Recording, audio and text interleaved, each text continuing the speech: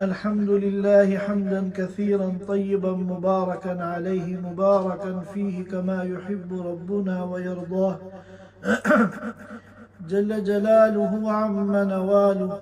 صلى الله تعالى عليه وعلى آله وأصحابه وبارك وسلم تسليما كثيرا أما بعد فأعوذ بالله من الشيطان الرجيم ضرب الله مثلا للذين كفروا امرأة نوح وامرأة لوط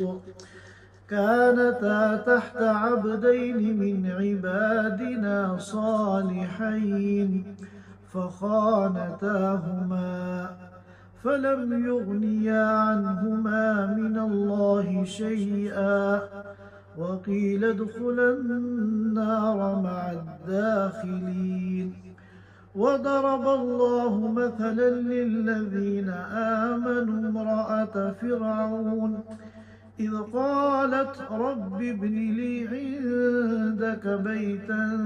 في الجنة ونجني من فرعون وعمله ونجني من القوم الظالمين ومريم ابنة عمران التي أحصنت فرجها فنفخنا فيه من روحنا وصدقت بكلمات ربها وكتبه وكانت من القانتين صدق اللہ العظیم۔ حضرات سامعین کرام، سورۃ التحریم کی تفسیر چل رہی ہے۔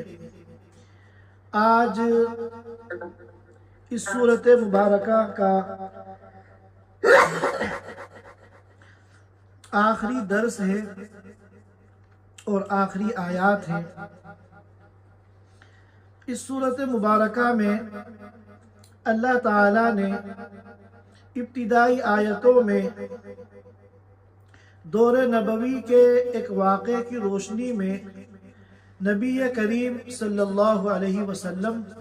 کو فرمایا تھا کہ آپ اپنی گھر والیوں کی اصلاح حال کی فکر کریں اور اپنی بیویوں کے اصلاح حال کے لیے کوشاں رہیں۔ اس سلسلے میں اللہ تعالیٰ نے اپنے نبی کو ہدایات دی تھی۔ اس کے بعد پھر یا ایھا الذین آمنوا قوا انفسکم واہلیکم نارا، یہاں سے پھر تمام اہل ایمان کو فکر مند کیا گیا تھا کہ وہ بھی اپنے گھر والوں کی اصلاح کی فکر کریں۔ اب یہاں سے اللہ تعالی 4 خواتین کا تذکرہ فرما رہے ہیں، جن میں 2 خواتین تو ایسی ہیں جو انبیاء کے نکاح میں تھی، لیکن انہوں نے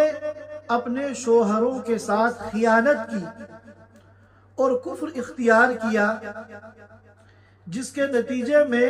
ان کو جہنم میں داخل ہونے کا حکم دیا گیا۔ اور 2 خواتین ایسی ہیں جو خواتین جنت ہیں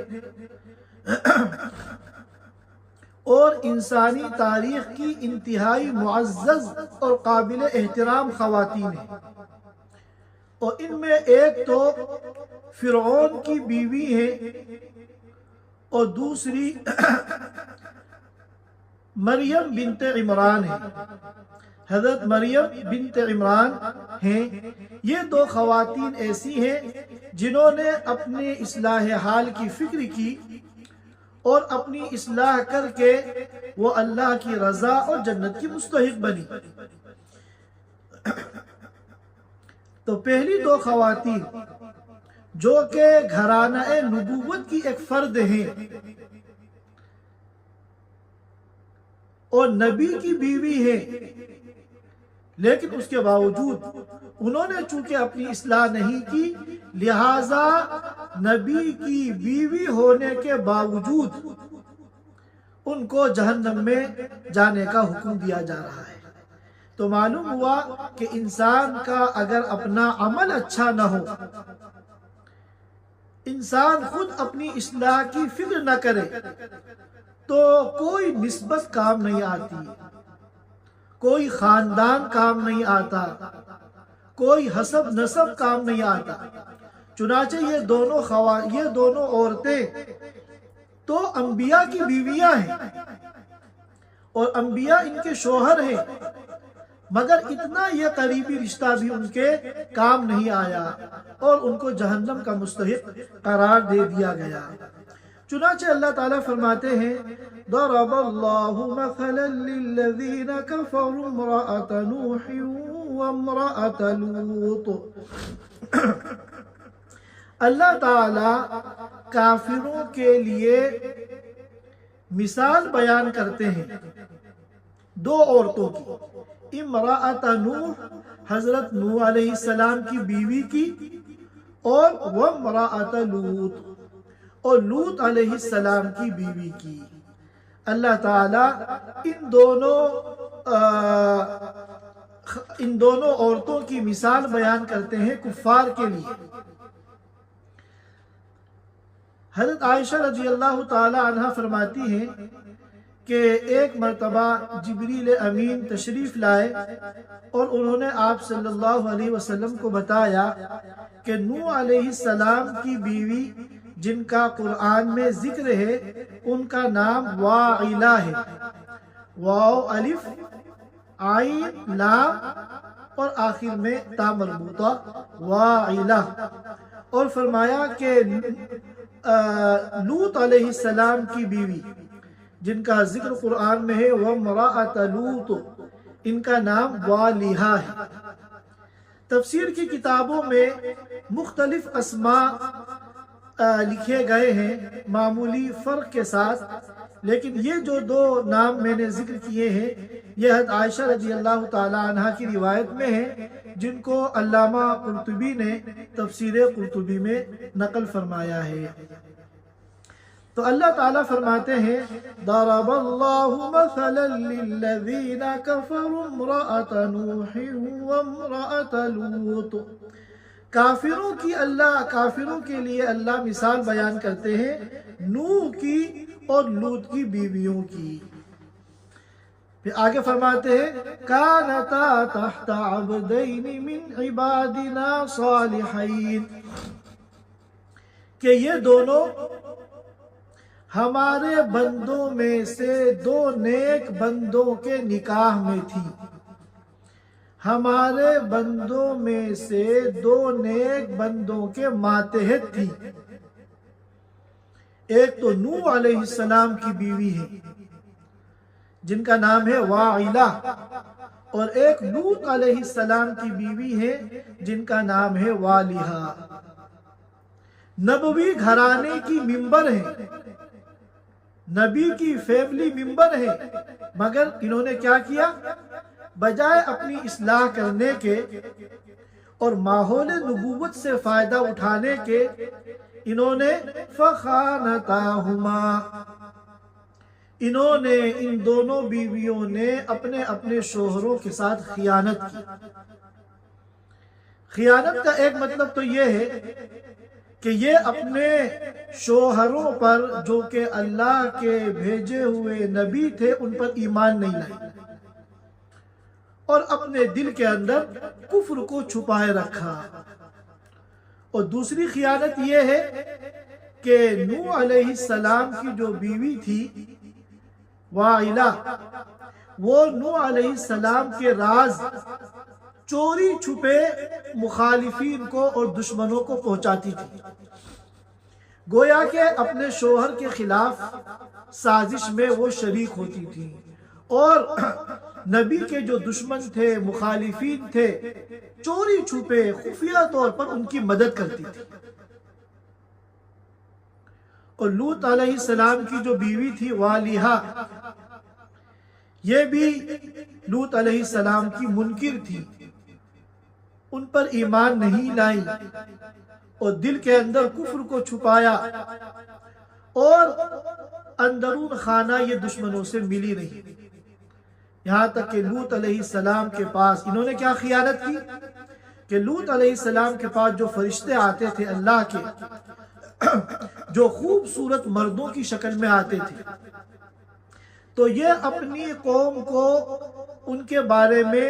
چوری چھپے بتا دیتی تھی فرشتوں کی آمد کے بارے میں، اور قوم جو ہے وہ ایک اپنی قومی بیماری کے اندر مبتلا تھی، اس لیے وہ جا کے ان کو یہ خبر دے دیتی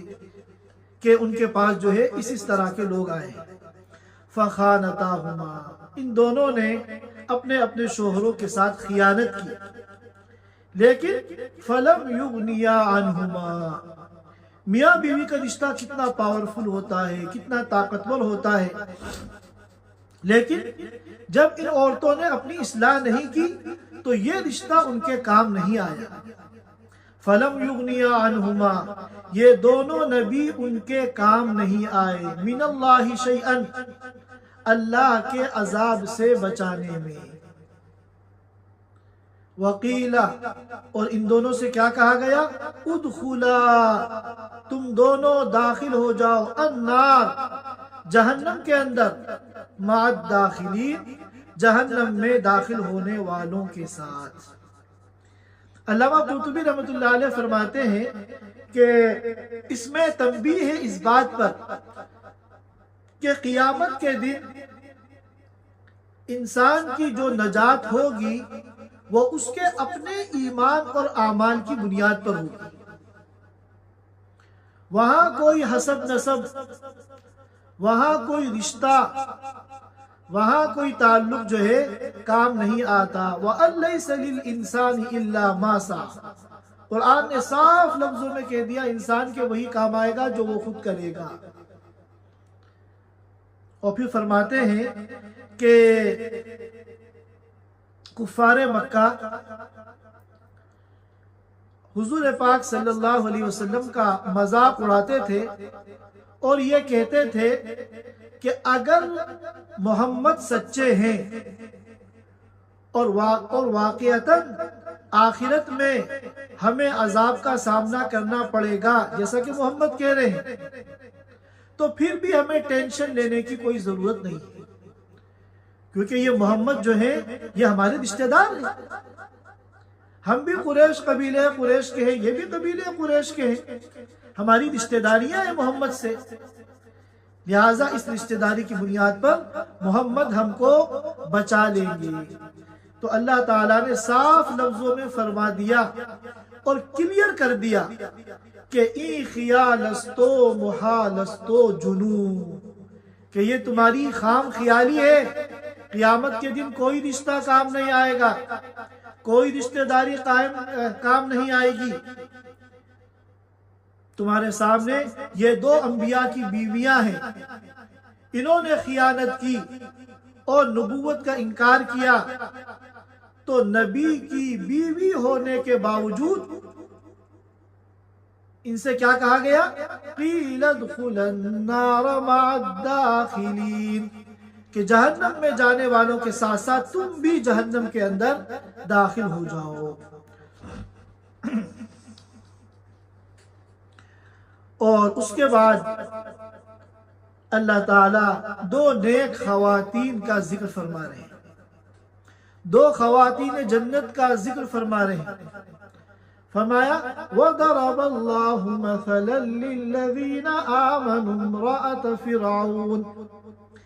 کہ ایمان والوں کی اللہ مثال بیان کرتے ہیں فرعون کی بیوی سے، کہ ایمان والوں کی اگر مثال سننی ہے، سمجھنی ہے، تو فرعون کی بیوی کو سامنے رکھو۔ ان کا نام تھا حضرت آسیہ۔ جب فرعون نے جادوگروں کو جمع کیا اور موسیٰ علیہ السلام کو مدعو کیا کہ تم ان جادوگروں کا مقابلہ کرو تاکہ پتہ چلے کہ تم حق پر ہو، اور اس مقابلے میں موسیٰ علیہ السلام غالب آ گئے اور جادوگروں کو شکست ہوئی اور انہوں نے اسی موقع پر اپنے ایمان کا اعلان کر دیا تو فرعون کی جو بیوی تھی آسیہ یہ بھی اسی وقت ایمان لے آئی، یہ بھی اسی وقت ایمان لے آئی۔ تو النکت والعیون کے اندر ابو العالیہ سے منقول ہے کہ جب فرعون کو پتا چلا کہ پورا مصر تو میرے اوپر ایمان رکھتا ہے کیونکہ میں نے خدائی کا دعویٰ کیا ہے، لیکن خود میرے گھر میں میری جو بیوی ہے وہ میرے علاوہ کسی اور کی عبادت کرتی ہے، تو فرعون کو جب یہ بات پتہ چلی تو وہ اپنے درباریوں کے سامنے گیا، اپنے درباریوں کے پاس گیا اور ان سے پوچھا ما تعلمون من آسیہ بنت مزاحم، کہ میری جو بیوی ہے آسیہ بنت مزاحم اس کے بارے میں تم لوگ کیا جانتے ہو؟ تو ظاہر ہے کہ وہ خاتون اول ہے، ان کے علم کے مطابق سب نے ان کی تعریفیں کی۔ تو اس پہ فرعون نے کہا نہیں، تمہیں کچھ نہیں معلوم، حقیقت یہ ہے کہ وہ مجھے خدا نہیں مانتی، وہ تو میرے علاوہ کسی اور کی عبادت کرتی ہے۔ جب یہ سنا درباریوں نے تو انہوں نے کہا کہ فوراً اس کو قتل کر دیا جائے۔ چنانچہ فرعون نے حضرت آسیہ کو بہت سخت سزائیں دی، انتہائی تکلیف دہ عذاب میں ان کو مبتلا کیا، ان کے دونوں ہاتھوں کو اور دونوں پیروں کو زمین پہ لٹا کر زمین کے اندر ٹھوک دیا تاکہ حرکت نہ کر سکے، اور بہت بڑا ایک پتھر ان کے اوپر رکھ دیا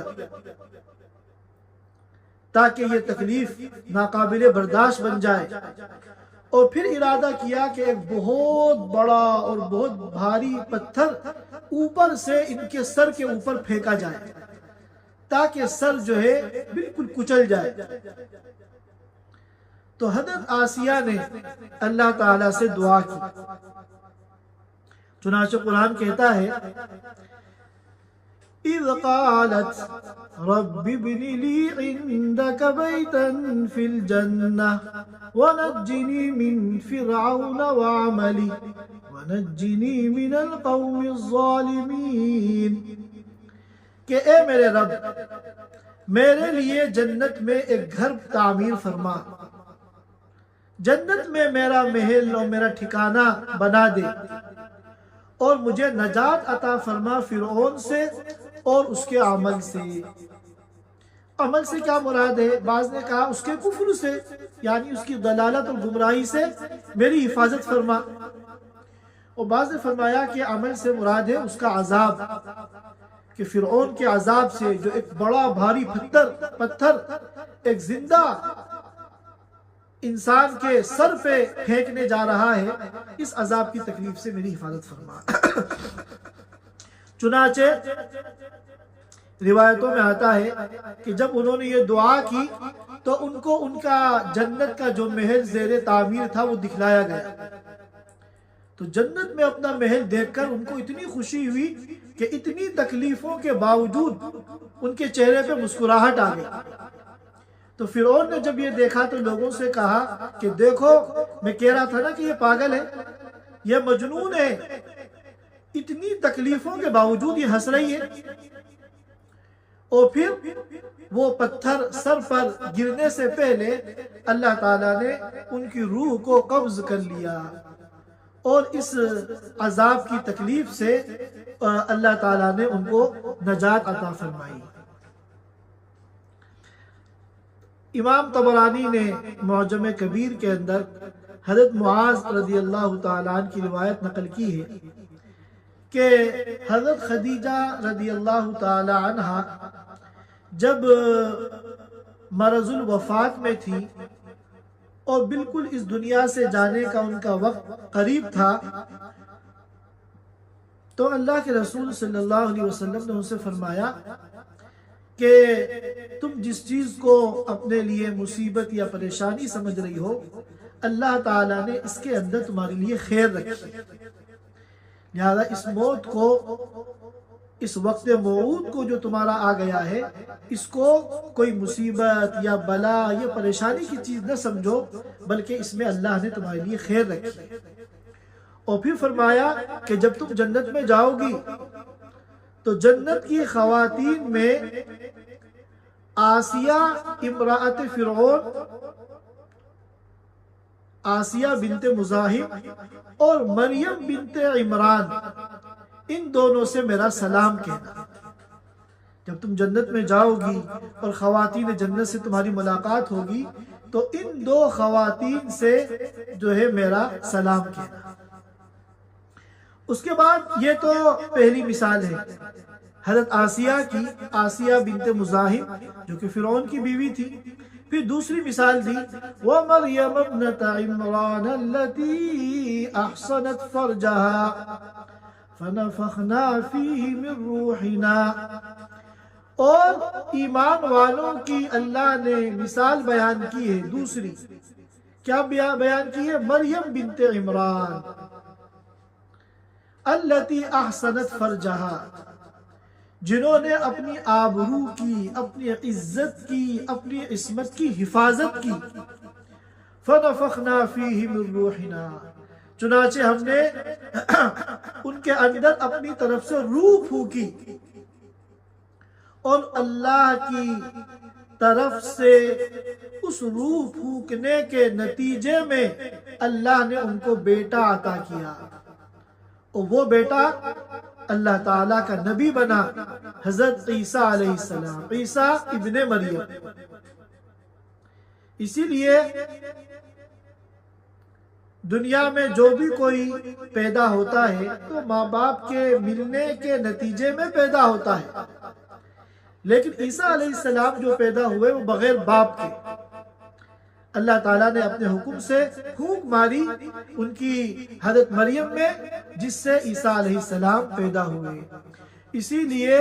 عیسیٰ علیہ السلام کو روح اللہ کہا جاتا ہے، روح اللہ کہا جاتا ہے۔ اور اللہ کا پھونک مارنا کیا ہے؟ اللہ تعالیٰ کا کن کہہ دینا۔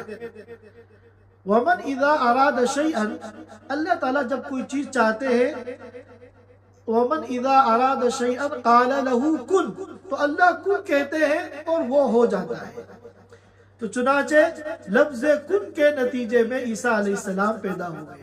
تو یہ کن جو ہے یہ کلمہ ہے، اللہ تعالیٰ کا کلمہ ہے، اسی لیے عیسیٰ علیہ السلام کو کلمۃ اللہ بھی کہتے ہیں، عیسیٰ علیہ السلام کو کلمۃ اللہ بھی کہتے ہیں۔ اور اسی لیے چونکہ اللہ نے روح پھونکی تھی تو بغیر شوہر کے ان کی اولاد ہو گئی، اس لیے ان کو روح اللہ بھی کہتے ہیں۔ وَصَدَّقَتْ بِكَلِمَاتِ رَبِّهَا، اور انہوں نے اپنے رب کے کلمات کی تصدیق کی، ان کو سچا مانا۔ مفسرین نے فرمایا کہ کلمات سے مراد ہے صحیفے، جو آسمانی صحیفے اللہ نے بعض انبیاء پہ نازل فرمائے، ان صحیفوں پر وہ ایمان لائیں۔ وَكُتُبِهِ، اور اللہ کی کتابوں پر ایمان لائیں، تورات، انجیل اور زبور پر۔ ظاہر ہے کہ اس وقت قرآن تو نازل نہیں ہوا تھا، یہی 3 کتابیں دنیا میں آئی تھی، لہذا ان 3 پر وہ ایمان لائیں۔ وَكَانَتْ مِنَ الْقَانِتِينَ، اور وہ بڑی عبادت گزار تھی۔ تو معلوم ہوا کہ کافروں کی مثال میں بھی اللہ نے کافروں کے لیے مثال کے طور پر 2 خواتین کا ذکر کیا، حالانکہ وہ 2 خواتین انبیاء کی بیویاں تھیں، ایک نوح علیہ السلام کی بیوی اور ایک لوط علیہ السلام کی بیوی۔ ان دونوں کا انجام کافروں والا ہوا، ان کو جہنم میں جانے کا حکم دیا گیا۔ اور 2 خواتین ایسی ہیں جن میں ایک تو فرعون کی بیوی ہے، مگر چونکہ انہوں نے اپنی اصلاح کی، لہذا کفر کدے کے اندر زندگی گزارنے کے باوجود اللہ نے ان کو نور ایمان عطا کیا، اور دنیا ہی میں ان کی جنت ان کو دکھائی گئی، اور نبی آخر الزمان رسول اللہ صلی اللہ علیہ وسلم اپنی زوجہ مطہرہ حضرت خدیجہ رضی اللہ تعالی عنہا کے انتقال کے وقت ان سے کہہ رہے ہیں کہ جب تم جنت میں جانا اور خواتین جنت سے ملنا تو وہاں میرا آسیہ بنت مزاحم سے سلام کہنا۔ کتنی بڑی بڑی سعادتیں، کتنی بڑی بڑی فضیلتیں ان کو ملی، حالانکہ کفر قدے کے اندر ان کی زندگی گزر رہی تھی، صرف اس وجہ سے کہ انہوں نے اپنی اصلاح کی اور شر اور خیر کے راستوں میں سے خیر کا راستہ جو ہے منتخب کیا۔ اور دوسری جو مثال دی اہل ایمان کے لیے وہ حضرت مریم بنت عمران جو عیسیٰ علیہ السلام کی والدہ ہے، ان کا بھی ذکر قرآن میں ہے، ان کے بھی فضائل احادیث کے اندر آئے ہیں اور ان کو بھی جو ہے جنت کی بشارت دی گئی ہے۔ ایک مرتبہ ہم پھر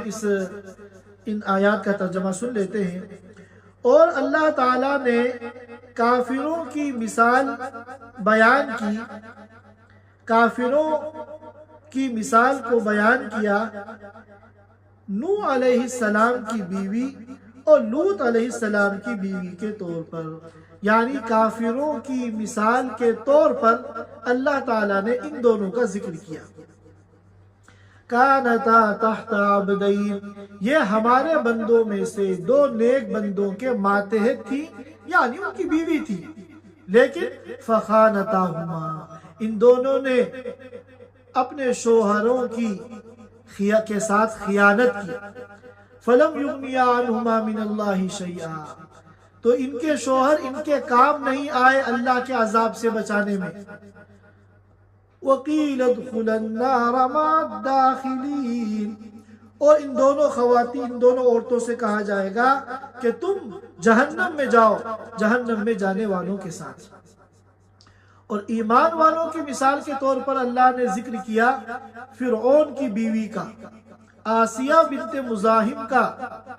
جبکہ انہوں نے ایک دعا کی تھی، اے میرے رب میرے لیے جنت میں گھر تعمیر فرما، وَنَجِّنِي مِن فِرْعَوْنَ وَعَمَلِهِ، اور مجھے نجات عطا فرما فرعون سے اور اس کے عمل سے، یعنی اس کے عذاب سے، وَنَجِّنِي مِنَ الْقَوْمِ الظَّالِمِينَ، اور ظالم قوم سے مجھے نجات عطا فرما۔ ظاہر ہے کہ القوم الظالمین سے مراد یہ مصر والے ہیں جو فرعون کے ماننے والے تھے، جو فرعون کو خدا مانتے تھے۔ اور فرمایا وَمَرْيَمَ ابْنَتَ عِمْرَانَ الَّتِي أَحْصَنَتْ فَرْجَهَا، اور ایمان والوں کی مثال کے طور پر اللہ نے ذکر کیا مریم بنت عمران کا، الَّتِي أَحْصَنَتْ فَرْجَهَا، جنہوں نے اپنی عزت و آبرو کی حفاظت کی، فَنَفَخْنَا فِيهِ مِن رُوحِنَا، تو ہم نے اس میں اپنی طرف سے روح پھونک دی،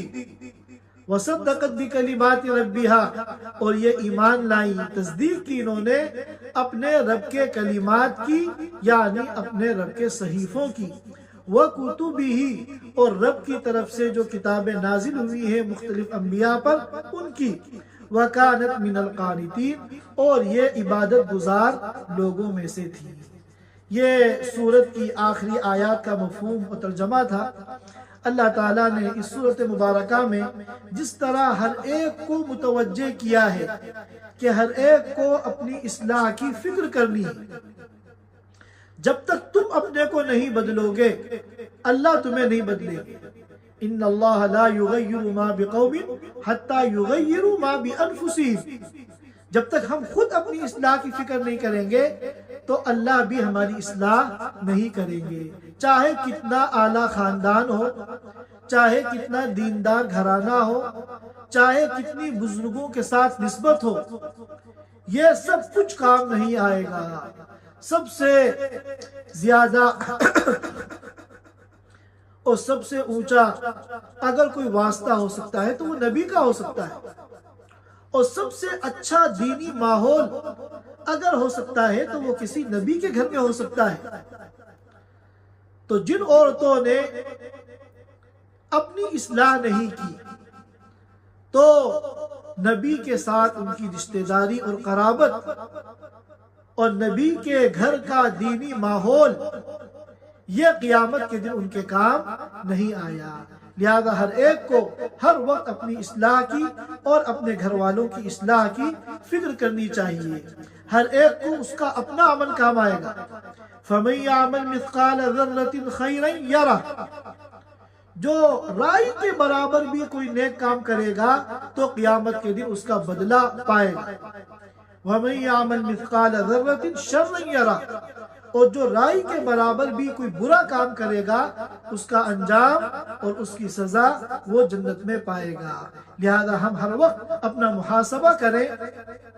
اور زیادہ سے زیادہ نیک کاموں کے کرنے کی کوشش کریں اور گناہوں سے اور برے کاموں سے بچنے کی کوشش کریں، اور اگر بتقاضۂ بشریت ہم سے کوئی گناہ ہو جائے تو فوراً ہم اللہ کی طرف متوجہ ہو اور توبہ اور استغفار کریں، تاکہ جب ہم اس دنیا سے جائیں تو ایک گناہ بھی، ایک نافرمانی بھی اللہ کی ہمارے نامہ اعمال کے اندر موجود نہ ہو۔ اللہ تعالی ہم سب کو کہنے سننے سے زیادہ عمل کی توفیق عطا فرمائے۔ وآخر دعوانا الحمدللہ رب العالمین۔ Thanks for watching. Don't forget to like, comment, share and subscribe to Al Wahid channel.